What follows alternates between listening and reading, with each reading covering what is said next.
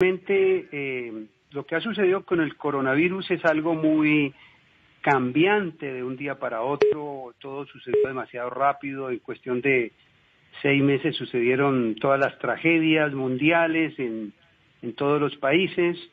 Inicialmente, como todo era desconocido, inclusive el virus, pues hubo un planteamiento original en la China con base en unas pocas autopsias donde determinan que el virus generaba una neumonía y que la neumonía mataba a las personas, y entonces empezamos a analizar nosotros qué venía pasando, por qué iba a pasar, porque aún no llegaba a Colombia, pero ya empezaron a aparecer los muertos por miles en Italia, en España, y se analizaba que había un daño a nivel bronquial, a nivel alveolar, ocasionado por esa inflamación severa.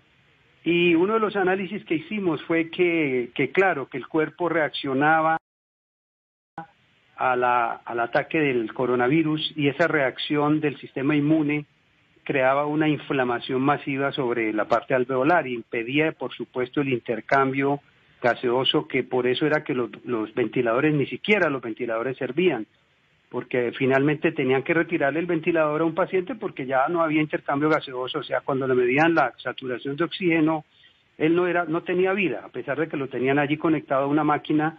La medición de la llegada del oxígeno a las diferentes áreas tisulares, era evidente que no había llegada de oxígeno. Entonces, inicialmente se miró y se pensó que era una neumonía. Entonces, todo el mundo se enfocó por ahí, que era una neumonía ocasionada por un proceso inflamatorio, como casi que una respuesta inevitable, y todo el que tenía coronavirus lo único que hacía era observar cómo evolucionaba hacia el deterioro. Se sabe claramente que más del 80% de las personas con coronavirus no hacen el proceso, pero ese 15% que lo hacía se asumía como una casi resignación. O sea, sabían que del 15% que se hacían sintomáticos, más o menos 3 de esos 15 pacientes se morían, y eso se tomó como algo muy normal y se dejó a todo el mundo a la expectativa, y simplemente se pusieron en observación confiando que ese no se complicara, y el que se complicaba iba a una unidad de cuidado intensivo y finalmente se moría. Entonces eso se quedó así, se murieron los miles en China, pasa el proceso a Italia, en Italia empiezan a morir por miles al día, en España por miles al día. Se concluye que el bronquio y el pulmón se daña, que el alvéolo se daña, que el pulmón se vuelve fibrótico y que inclusive el que se recupera queda dañado y se está hablando solamente de una lesión a nivel respiratorio. Hasta ese momento todo el mundo habla de un virus respiratorio. Sin embargo, en Italia se hacen las autopsias, ya se habla de 500 autopsias, no podemos saber el número exacto, pero en esas autopsias se confirma que además del proceso inflamatorio masivo, lo que llamamos tormenta de citoquinas, también se produce un tromboembolismo masivo, o sea, una formación de microcoágulos que son los que finalmente están dañando esa zona de intercambio gaseoso.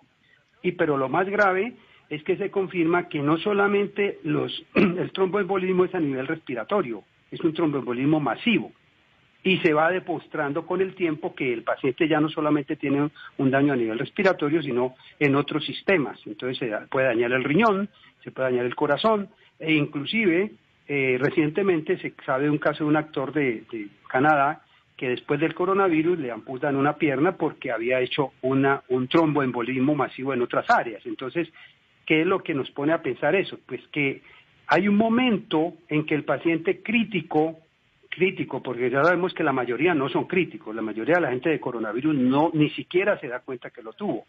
Es más, sabemos que el coronavirus como virus no es el que mata a las personas, ya estamos diciendo lo que es la respuesta del cuerpo es la que lo mata, o sea que prácticamente a mí me mata mi propio sistema inmune. ¿Qué quiere decir?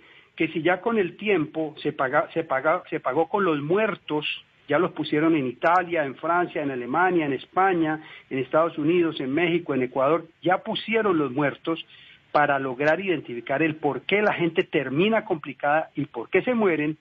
Entonces la inquietud nuestra es, y lo empiezan a cuestionar algunos médicos en Bolivia, el doctor Unzueta, en El Salvador la doctora Barrientos y otros médicos en otros países, y yo empiezo a preguntarme por qué razón, si ya sabemos en qué va a terminar el paciente, antes de que se vuelva tremendamente grave, cuando él se hace muy sintomático pero aún no tiene el daño, ¿por qué no intervenir allí? O sea, ahí hay un análisis al cual hemos invitado al gremio, a las instituciones e inclusive al gobierno a revisar el protocolo, porque el protocolo hasta ese momento era el paciente sintomático de coronavirus, lo vamos a manejar con acetaminofén y loratadina, lo cual tiene sentido, pero si fuera leve, ¿cierto? Leve es un dolor de cabeza, un poquito de fiebre, ok, ese es un manejo entendible, pero el paciente se volvió muy agudo y aún se le dejó aislado en su casa con acetaminofén y loratadina. O sea, ahí hay una falla que puede ser corregida en favor de la humanidad, en favor de nuestros compatriotas, en este caso en Colombia, porque ya se demostró con resultados que hay gente respondiendo masivamente a la intervención en esa etapa de la enfermedad. O sea, ya lo tenemos y tenemos los casos. O sea, yo hice un video, ese video que está ahora viralizado en las redes sociales, planteando dos inquietudes. La primera, ¿por qué razón hoy, después de haber demostrado cuál es la causa final de muerte, se sigue manejando el protocolo como cuando hace 6 meses no se conocía nada? Observación, acetaminofén y loratadina, eso no es tratamiento de nada, mandarlo para la casa. O sea que prácticamente vamos a esperar lo mismo que esperaron los chinos, lo mismo que esperaron los italianos. Bueno, yo no propongo nada para combatir el coronavirus porque no lo estamos combatiendo. Yo propongo que la gente tome una conducta más activa frente al riesgo de complicarse y morirse. ¿Cómo se hace? 1, hable con su médico. 2, rételo. 3, si él no compromete con nada, le va a tocar, lamentablemente, acudir a la automedicación, con la que no estoy de acuerdo.